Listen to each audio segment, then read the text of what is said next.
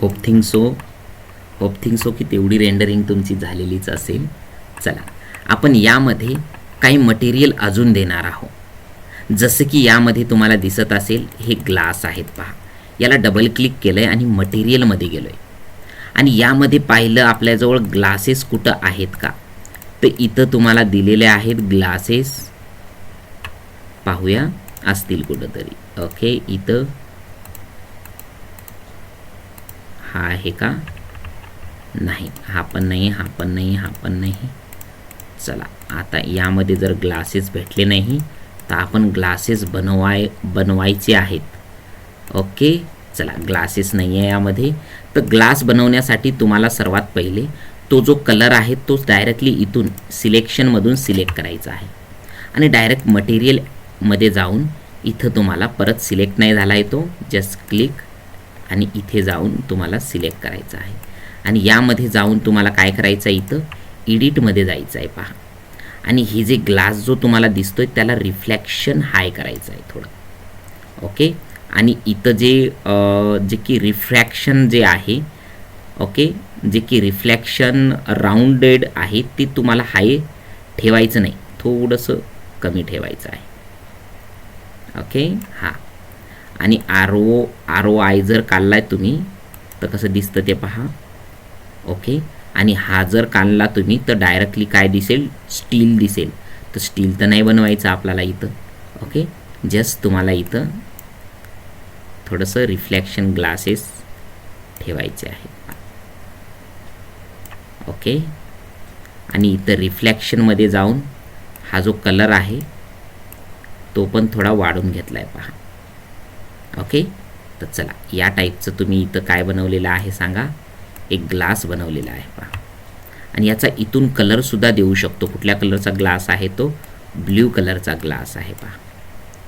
Okay, तर इथं तसं पण तुम्ही इथं ॲड करू शकता की कशा पद्धतीचा तुम्हाला इथं ग्लास बनवायचा आहे.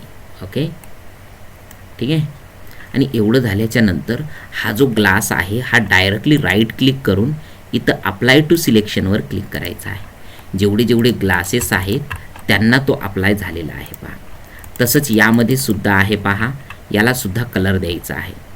जस्ट डबल क्लिक आणि तुम्ही जर पाहताय की इथं ऑलमोस्ट जेवढे तुमचे ज्या साईज आहेत त्या सिलेक्ट झालेल्या आहेत पहा.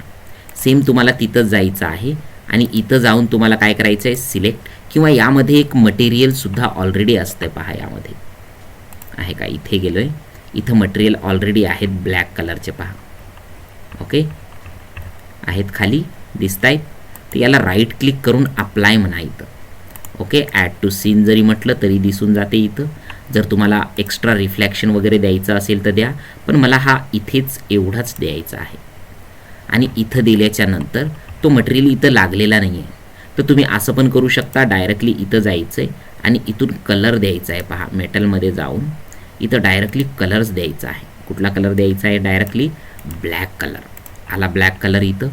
आणि मटेरियलमध्ये जाऊन सुद्धा तुम्ही याला काय करू शकता, एक रिफ्लेक्शन देऊ शकता पहा. दिसतं इथं चमक.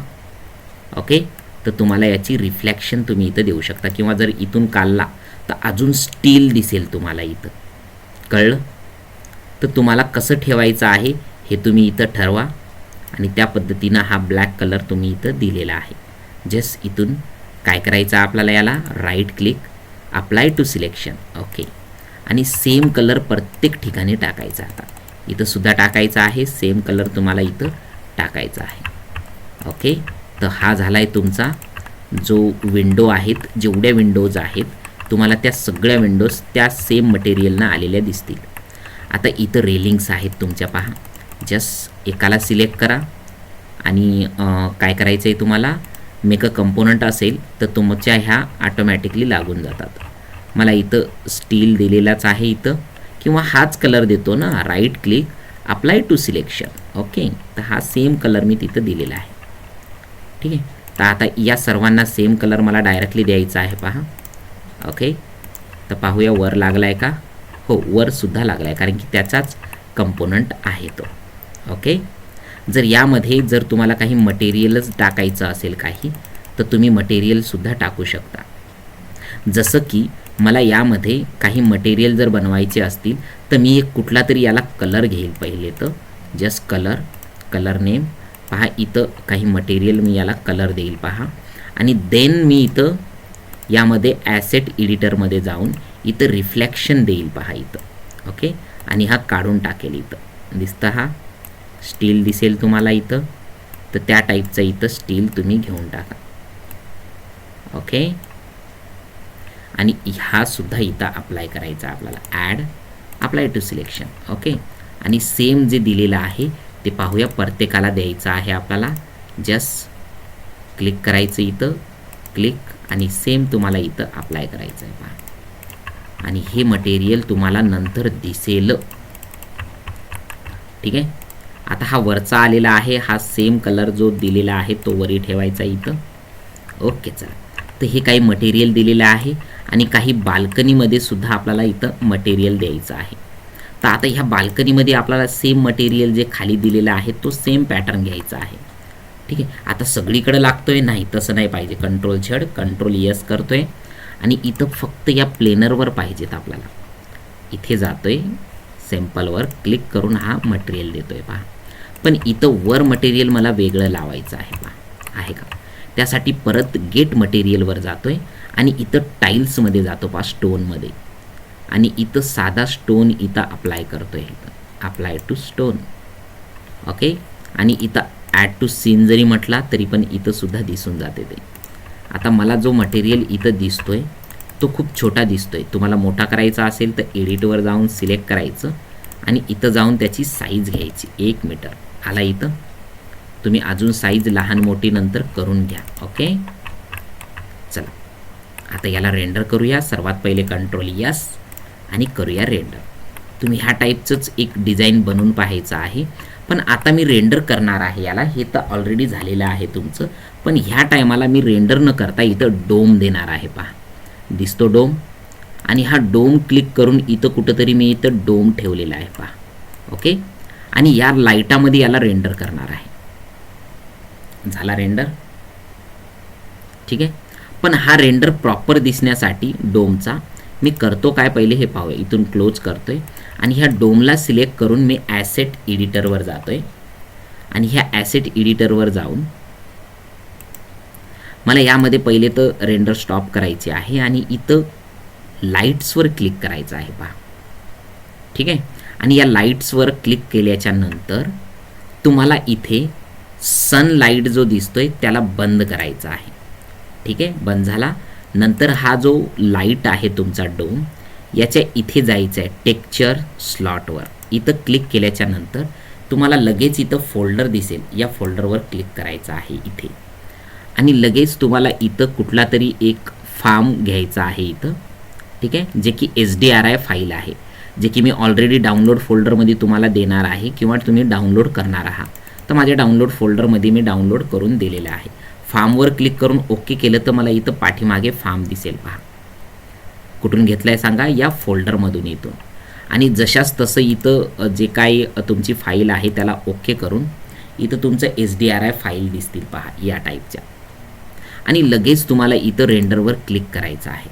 तर पहा इथं बॅकग्राऊंड कलर तुम्हाला पूर्णतः चेंज झालेला दिसेल पहा.